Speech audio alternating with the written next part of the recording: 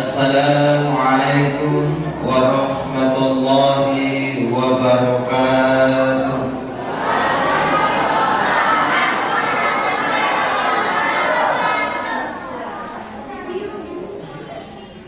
Alhamdulillah, salatu wassalamu ala Rasulillah, wala khawla wala quwwata illa billah. Yang kami hormati Bapak Camat, yang kami hormati Bapak Desa dan aparatnya, yang kami hormati Pak Haji yang dituakan di masjid ini, kepada bapak-bapak, ibu-ibu, juga kepada ibu-ibu majelis taklim dan adik-adik sekalian yang dimuliakan Allah Subhanahu wa taala. Alhamdulillah, kita bersyukur kepada Allah hingga detik hari ini, malam hari ini Allah masih berikan kita nikmat iman, nikmat Islam, nikmat ketaatan, dan juga nikmat kecintaan kita kepada Nabi Muhammad SAW. Ini nikmat yang besar, yang jika dibandingkan dunia dan seisinya, maka sesungguhnya dunia dan seisinya itu tidak ada apa-apanya dibandingkan dengan itu. Allah Subhanahu wa taala berfirman di dalam surat Al-Maidah ayat 36. Innal ladzina kafaru, sesungguhnya orang-orang kafir, law anna lakum ma fil ardi jami'an, walaupun mereka itu memiliki apa-apa yang ada di bumi ini jami'ah, semuanya, kurang kayak apa ya? Wa mithlahu, dan dia memiliki lagi yang semisal dengan itu, berarti punya dua bumi dan seisinya. Ma'ahu, nanti yang dengan itu, liyaftadu bihi min adabi yaumal qiyamah, mereka ingin berikan kepada Allah, ya Allah, ambil dunia dan seisinya hartaku, tapi jangan kau azab aku karena aku tidak beriman kepada-Mu. Apa kata Allah? Ma tuqbila minhum, itu tidak cukup bagi mereka. Oleh karena itu, nikmat terbesar dalam hidup ini setelah Allah memberikan kita nikmat hidup adalah nikmat Islam. Dengan Islam ini, Masya Allah, man qala la ilaha illallah mukhlishan dzakal jannah, barang siapa mengucapkan la ilaha illallah dengan ikhlas, maka dia masuk surga. Oleh karena itu, kita berdoa mudah-mudahan kita semua menjadi ahlul ibadah, kita semua menjadi ahlul Quran, kita semua menjadi ahlul surga nanti.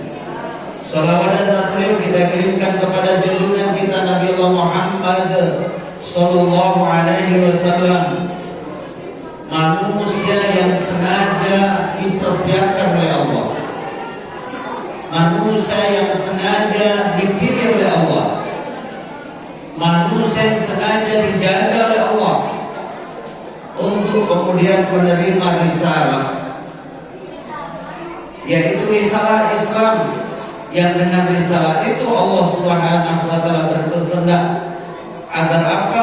Dzulumati ilan nur, agar manusia keluar dari suasana gelap menjadi suasana yang terang benderang. Agar dengan risalah itu manusia bisa melihat mana yang hak dan mana yang batil, mana yang benar dan mana yang salah. Yang dengan risalah itu agar manusia bisa melihat mana jalan ke surga dan mana jalan ke neraka, mana jalan yang diridhai oleh Allah dan mana jalan yang dimurkai oleh Allah Subhanahu wa taala. Maka diutusnya Nabi Allah Muhammad SAW adalah dua hal. Satu, basyirah, memberikan kabar gembira kepada manusia, sekaligus adalah nadhirah, memberikan peringatan. Rasulan mubashirina wa mundhirin. Aku utus rasul-rasul itu memberikan kabar gembira. Siapa saja yang mau beriman kepadanya, siapa saja yang mau taat kepadanya, ada kabar gembira dari Allah. Apa itu? Annalakum jannatin tajri min tahtihal anhar. Allah akan masukkan ke dalam surganya Allah, yang surganya itu mengalir di bawahnya surga itu. Wa mundhirin, sekaligus kehadiran Nabi memberikan peringatan kepada manusia. Siapa ya? Manusia ketika dia tidak mau beriman, manusia yang tidak mau taat, manusia yang selalu bermaksiat. Al-Rasul kemudian diutus oleh Allah memberikan peringatan. Ada kesempitan di dunia, ada ketidakseimbangan di dunia, sekaligus di akhirat kemudian manusia akan dikumpulkan dalam keadaan buta dan masuk dalam neraka Allah.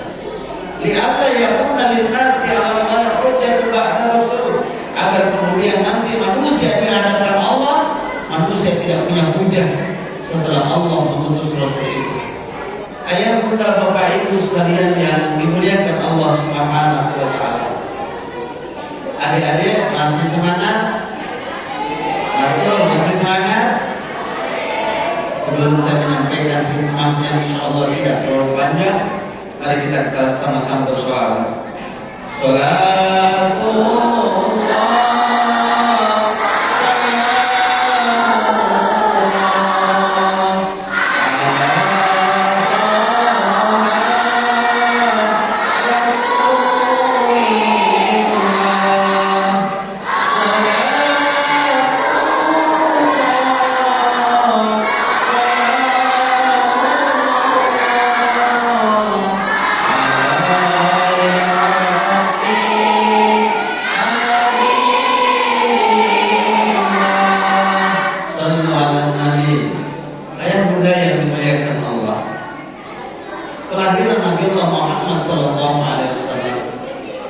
merupakan rahmat bagi seluruh alam, baik bumi dan seisinya, dan juga seluruh manusia.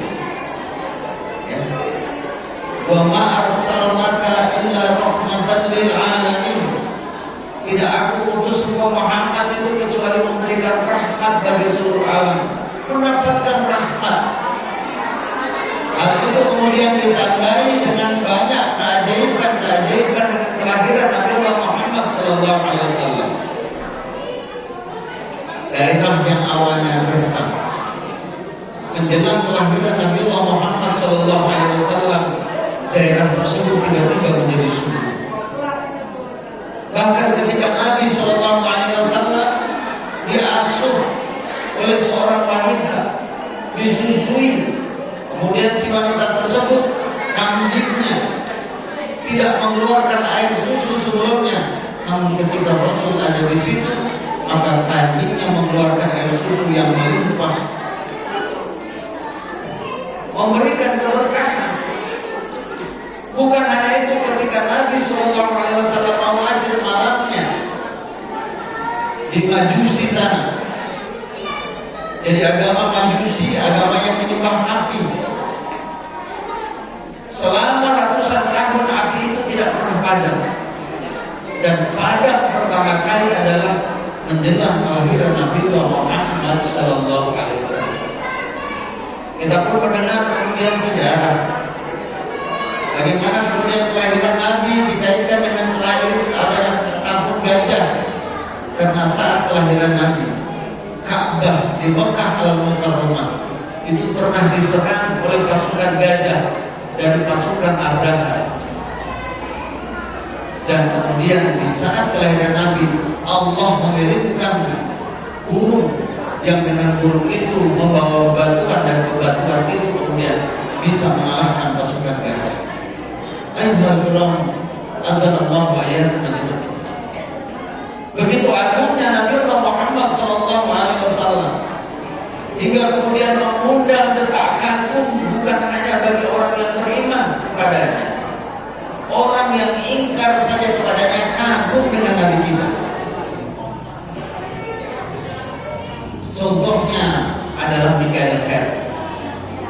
Bill Gates, orang Inggris, dia menulis buku 100 tokoh manusia paling berpengaruh di dunia. Dia bukan orang Islam, dia beragama Kristen. Tapi dalam bukunya dia menulis nomor 1 itu adalah Nabi kita yang hari ini kita peringati kelahirannya. Padahal dia tidak beriman dengan Nabi kita. Sampai di kala hari itu disidang di Inggris. Kenapa engkau tidak beriman kepada Nabi Muhammad, tapi engkau tulis nomor 1 adalah yang namanya Muhammad? Michael Hart tidak bisa membohongi akal dan logika dia. Bahwasanya bukti sejarah telah membuktikan awalnya cuma 1-2 orang yang mengimaninya, tapi hingga hari ini miliaran manusia beriman kepadanya, dan bukan hanya beriman, rela kehilangan hartanya, rela mengorbankan keluarganya, bahkan rela mengorbankan nyawanya demi mempertahankan keimanan kepada Nabi Muhammad SAW. Oke. Ayah bunda yang dimuliakan oleh Allah Subhanahu wa Ta'ala. Oleh karena itu, apa sekarang adalah kewajiban kita? Apa hak Nabi atas kita? Kalau tadi Pak Camat menyampaikan peringatan Maulid Nabi adalah momentum kita untuk bermuhasabah. Sejauh mana kecintaan kita kepada Nabi? Sejauh mana ketaatan kita kepada Nabi? Sejauh mana kemudian kerinduan kita kepada Nabi? Maka hak Nabi atas kita yang pertama adalah kita mesti beriman kepada kenabian Nabiullah Muhammad SAW. Bukan hanya sekedar bergembira, ayah bunda sekalian yang dimuliakan Allah. Kalau sekedar kita bergembira dengan kelahiran Nabiullah Muhammad SAW, maka kemudian Abu Jahal, ya, pamannya Nabi, itu ketika Nabi lahir juga bergembira. Bergembiranya Abu Jahal saat itu bukan hanya bikin main, bahkan bentuk rasa syukurnya orang-orang Arab saat itu adalah dia membebaskan budaknya ketika dia bersyukur kepada Tuhannya. Bergembira. Dan ini yang menjadi asbab kenapa musuh Islam yang paling ringan siksaannya nanti di neraka adalah Abu Jahal. Karena Abu Jahal bergembira dengan kelahiran Nabi SAW dengan membebaskan seorang budak saat itu. Maka kemudian kita harus beriman kepada kenabian. Kita harus beriman dan berimannya bahwasanya Nabi Muhammad seorang Nabi dan Rasul itu hendaknya 100%. Ya ayyuhalladzina amanu amantu billahi wal rasuli wal kitabi wal malaika wal yaumil akhir. Hai orang-orang yang beriman, tetaplah kalian beriman kepada Allah, kepada Rasulnya, kepada kitabnya, kepada malaikat dan kepada hari akhir. Ini yang pertama, beriman. Orang yang hanya beriman kepada Allah tapi tidak mengimani kenabian Nabiullah Muhammad SAW tidak bisa menyelamatkan dia dari kekafiran. Yang kafir dia kalau hanya beriman Allah itu ada, tapi dia tidak mau mengimani Nabi Muhammad SAW sebagai Nabi dan Rasul. Luar biasa ini satu paket. Sampai-sampai kemudian kita baca dalam sholat kita, dalam tasawuf awal dan tasawuf akhir. Coba. Ketika Nabi SAW pergi di Sidratul Muntaha, Nabi kagum. Tidak ada yang bisa diucapkan oleh Nabi kecuali at-tahiyatul mubarakatus shalawatut thayyibatu. Dijawab oleh Allah, Assalamualaikum ayuhan nabi wa rahmatullahi wa barakatuh. Kemudian dijawab oleh Nabi kita, Assalamualaikum wa ala ibadillahi sholihin. Baru asyhadu an la ilaha illallah wa asyhadu anna Muhammadar Rasulullah. Luar biasa. Yang kedua, hak Nabi atas kita adalah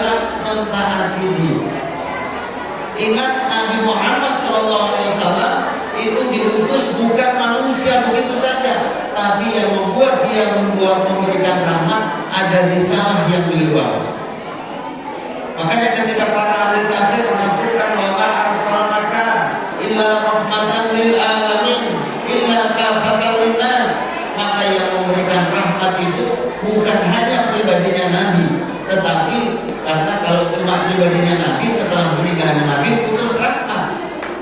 Tetapi yang menyebabkan Nabi itu memberikan rahmat, ajaran yang beliau bawa. Sehingga Nabi sekalipun sudah meninggal, selama ajarannya itu dipraktekkan, maka selama itu pula rahmat itu akan diberi. Ayo Rasulullah sallallahu alaihi wasallam. Apa itu rahmat? Rahmat itu rasa iba, yang dari rasa iba kemudian terpanggil untuk memberikan pertolongan. Ibu yang mendengar anaknya menangis menjerit-jerit anak bayinya, dari cerita anak bayinya itu kemudian ibu merasa iba karena tangisan anak bayinya, rasa iba ibu kemudian menggendong anak itu dan memberikan kasih, maka itulah rahmat ibu kepada anak. Maka risalah yang dibawa oleh Nabi Muhammad SAW itu adalah rahmat bagi kita. Kalau dia rahmat, maka siapapun yang mengambilnya pasti menjadi kebaikan dan sekaligus menjadi solusi bagi kita. Ya mohon maaf saja, hari ini ajaran Nabi itu kadang-kadang seenaknya saja kalau cocok diambil, kalau tidak cocok dibuang. Bahkan tidak jarang ajaran Nabi hari ini ketika bertentangan dengan kepentingan politiknya, ketika bertentangan dengan kepentingan kelompoknya, tidak jarang ajaran Nabi itu dikriminalisasi. Ini yang kita rasakan hari ini.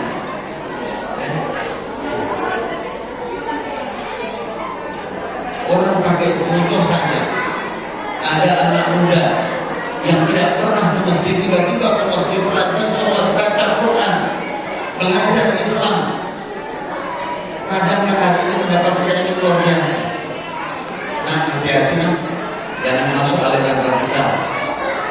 Nah, hati-hati, jangan sampai aliran keras. Nah, hati-hati, jangan sampai aliran sesat.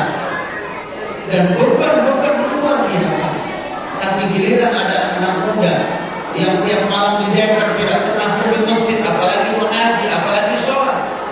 Jangan kita punya, nah hati-hati di sana itu aliran sesat.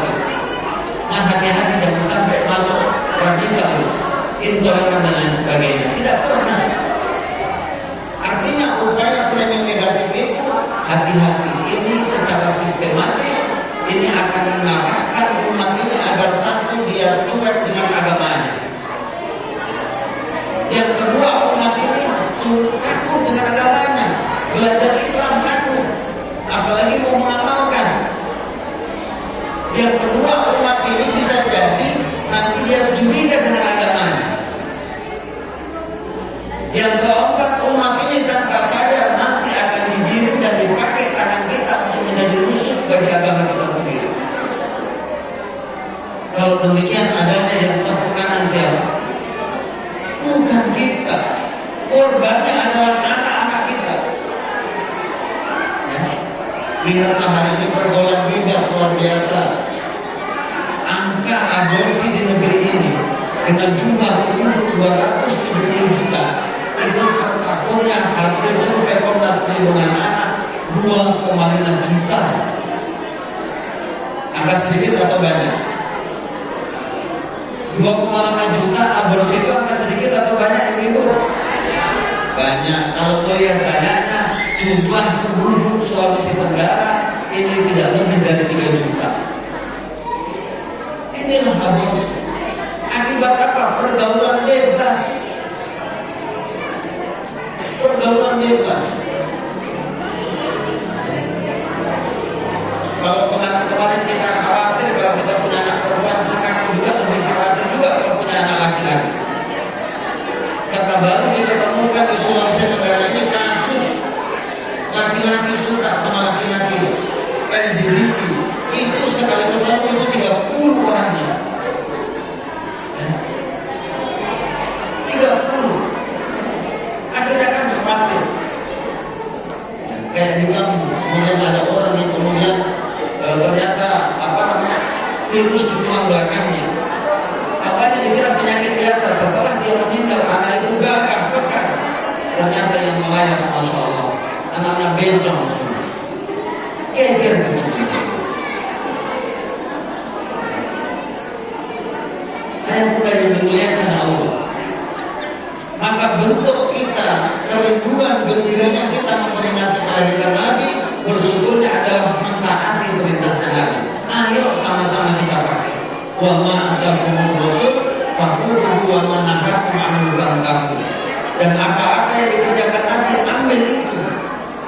tinggalkan Nabi, tinggalkan. Kenapa? Laqad kana lakum fi Rasulillahi uswatun hasanah.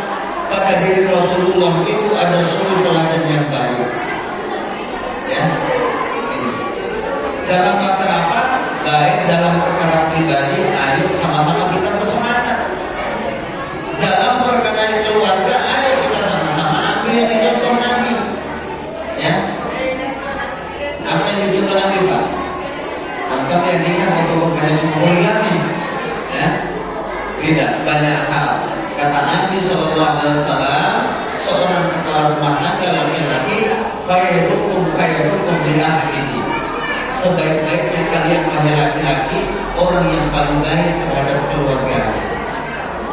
Ya, itu. Ayat juga yang dimuliakan oleh Allah. Yang kedua, yang ketiga, apa yang hak di atas kita adalah mencintai Nabi dan keluarganya. Ya. Harus ada cinta. Suatu ketika Nabi SAW tidak beriman seseorang sebelum cintanya kepada aku sebagaimana dia mencintai dirinya. Kemudian Umar datang, ya Nabi, saksikanlah. Hari ini saya bersaksi, aku mencintai dirimu sebagaimana aku mencintai dirimu. Apa jawab Nabi? Ya Umar, bukan cinta seperti itu yang aku minta. Lalu seperti apa ya Rasulullah? La yu'minu ahadukum takuna ahabba ilaihi min waladihi wa malihi wa nasi ajma'in.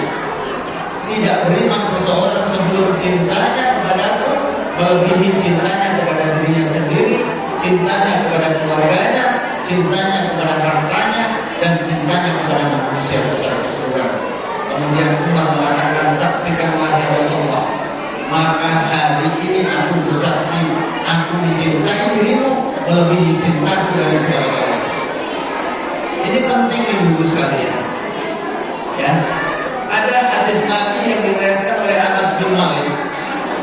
Anas bin Malik ini adalah perawi hadis nomor 3 yang paling banyak setelah Abu Hurairah. Suatu ketika Nabi SAW ada seorang yang berjauh datang kepada Nabi, bertanya, ya Rasulullah, apakah nanti manusia akan bersama dengan orang yang dicintai? Kemudian Nabi menjawab, al-mar'u ma'a man ahabbu. Seseorang akan bersama dengan yang dia cintai. Kemudian sahabat bertanya, Anas bin Malik, ya Rasulullah, sekalipun amalan kami tidak sama, artinya kualitasnya. Apa kata Nabi?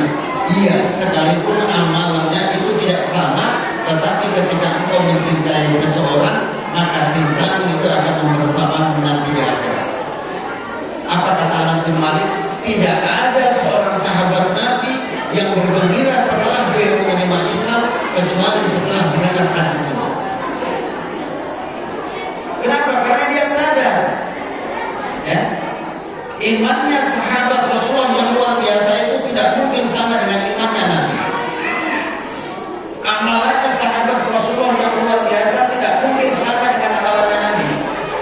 Namun ada yang dikhawatirkan oleh sahabat Rasulullah, khawatir kalau di akhirat dia tidak bisa bersama-sama dengan Nabi.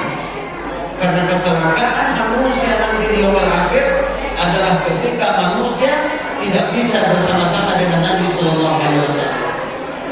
Maka yang mudah yang dimuliakan Allah, apapun keadaan kita hari ini, mudah-mudahan peringatan Maulid kita pada malam hari ini adalah bentuk ekspresi kita bahwasanya masih ada rasa cinta kita kepada Nabiullah Muhammad Sallallahu Alaihi Wasallam, manusia agung yang diutus oleh Allah Subhanahu Wa Taala.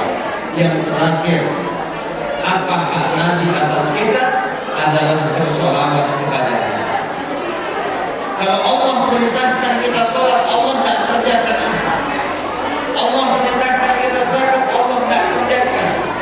Allah perintahkan kita berdoa, Allah tidak kerjakan. Tapi coba perhatikan ketika Allah memerintahkan kita bersolat, Inna Allah wa malaikatahu yusholluna 'alan nabi. Sesungguhnya Allah dan para malaikat bersolawat kepada Nabi. Allah kerjakan terlebih dahulu, malaikat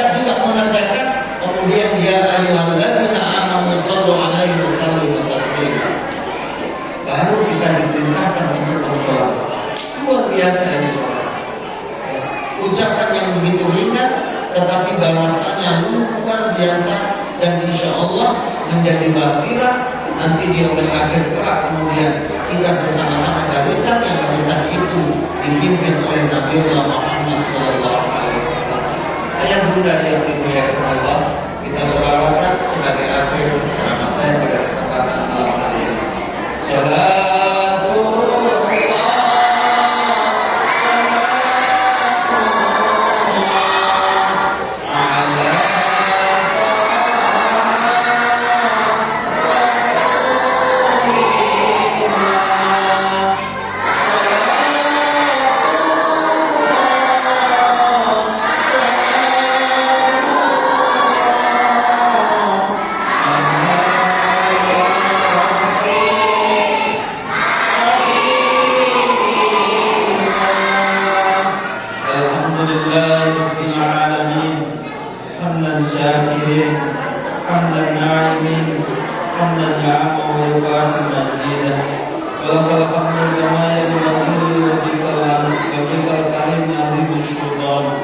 اللهم صل وسلم على سيدنا مولانا محمد وعلى آله وصحبه وسلم أجمعين. اللهم ربنا اغفر لنا ذنوبنا ولوالدينا وارحمهما كما ربونا صغارا. Ya Allah ya Rahman ya Rahim, ampuni dosa kami ya Allah, ampuni kekhilafan kami ya Allah, ampuni kesalahan kami ya Allah, ampuni dosa-dosa kami. Sayangilah kedua orang tua kami sebagaimana mereka menyayangi kami di waktu kecil. Ya Allah ya Rahman ya Rahim, ya Allah ya Rahman ya Rahim, jika ada di antara kedua orang tua kami yang hari ini telah lebih duluan Kau panggil ya Allah melalui majelis pada malam hari ini, kami memohon kepada-Mu ya Allah, ampunilah dosa kedua orang tua kami, terimalah amal ibadahnya, jadikan kuburannya sebagai taman-taman surga yang Kau sediakan buat kekasih-kekasih-Mu ya Allah. Jika ada di antara kedua orang tua kami yang hari ini sedang terbaring sakit, kami memohon kepada-Mu ya Allah, berikan kesabaran kepadanya, angkat penyakitnya ya Allah, jadikan penyakitnya sebagai kafarat baginya. Jika ada di antara kedua orang tua kami hari ini yang sedang sempit, kami memohon kepada-Mu ya Allah, bukakan pintu-pintu keberkahan padanya, bukakan pintu-pintu kelapangan padanya. Ya Allah ya Rahman ya Rahim, Allahumma ighfir walil jamil muslimin wal muslimat, mu'minin wal mu'minat, al akhyar minhum wal amwat, innaka sami'un qaribun mujibud da'wat ya qadiyal qadar. Allahumma ya Rabbana ighfir lana wa li ikhwanina alladhina sabaquna bil iman wa la taj'al fi qulubina ghillan lil ladzina amanu. Ya Allah ya Rahman ya Rahim, ampunilah dosa kami, ampunilah dosa kaum muslimin wal muslimat, baik yang hidup maupun yang sudah mati. Ampunilah dosa saudara-saudara kami, saudara-saudara kami ya Allah. Jangan menjadikan hati kami hati yang saling dengki, jangan penuhi hati kami hati yang selalu iri. Jadikan hati kami hati yang senantiasa bersyukur dan berhana dengan apa yang telah Kau berikan kepada kami ya Allah. Ya Allah ya Rahman ya Rahim, sampaikan salam dan rindu kami kepada Nabi Muhammad SAW. Sampaikan salam dan rindu kami kepada manusia terbaik Nabi Muhammad SAW. Sampaikan salam dan rindu kami kepada manusia Nabi Muhammad SAW. Sampaikan salam dan rindu kami kepada para sahabat-sahabat Nabi SAW, kepada keluarga Nabi Muhammad SAW. Ya Allah ya Rahman ya Rahim, di malam yang mubarak ini ya Allah, berapapun dosa kami, seberapapun kelalaian kami, seberapapun kesalahan kami memohon kepada-Mu ya Allah, jangan Kau pisahkan kami di yaumil akhir nanti dengan Nabi Muhammad SAW. Kami sadar sesadar-sadarnya ya Allah, kecelakaan manusia di yaumil akhir ketika Kau pisahkan dengan Nabi Muhammad SAW. Oleh karena itu ya Allah ya Rahman ya Rahim, izinkan kami di yaumil akhir bisa berubah dengan kalimat Nabi Muhammad SAW, melihat wajahnya, mendengar tutur katanya ya Allah. Ya Allah ya Rahman ya Rahim, Allahumma ya Rabbana muqallibal qulub, tsabbit qalbi ala dinika wa ala ta'atika wa da'watika